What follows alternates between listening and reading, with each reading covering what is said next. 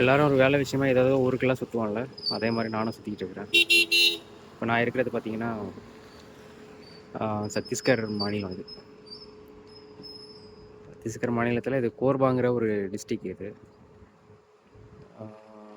இந்த ஊர்லலாம் தமிழ்காரங்க இருக்காங்கன்னு கேள்விப்பட்டிருக்கிறேன், எனக்கு தெரியல.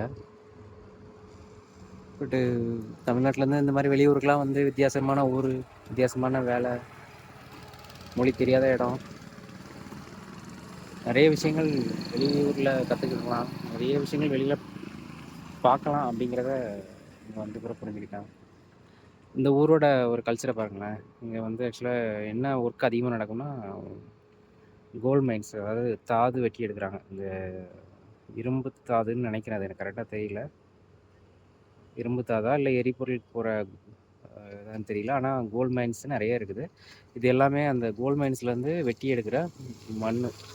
அதை அப்படியே மலை மாதிரி குதிச்சு வச்சுருக்காங்க பாருங்கள். இது கொஞ்சம் நாளில் அப்படியே மலையாகவே மாறிடும். இதுக்கு மேலே எல்லா அடி மரங்கள்லாம் வளர ஆரம்பிச்சிடும். இப்போயே பார்த்தீங்கன்னா அதில் அப்படியே சைடில் வளர ஆரம்பிக்கும் பாருங்களேன். இந்த அப்படியே மரமாக வளர்ந்து இந்த இடமே அப்படியே மலையாகவே மாறிடும். இதே மாதிரி இந்த இடத்துல, இந்த ஊரில் நிறைய இடத்துல இருக்கும்.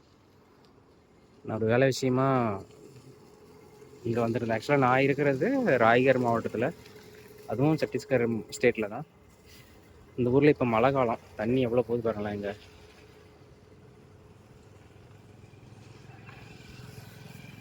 கிளைமேட்டு சூப்பராக இருக்குல்ல.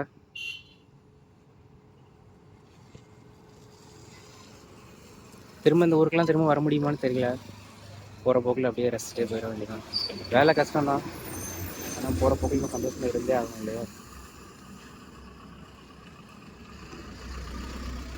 அதனால தான் இதை ரசிக்கணும் அப்படிங்கிறதுனால தான் ஒரு 2 நிமிஷம் நிற்கிற கேப்பில் தான் இந்த வீடியோ எடுத்தேன். நல்லா இருக்குல்ல பார்க்குறதுக்கு. இந்த ஊரில் கோயில் பாருங்களேன், நம்ம ஊரில் இந்த ஐயனார் சாமி இருப்பாங்களா, அது மாதிரி வச்சுருக்காங்க. இது சிவன்.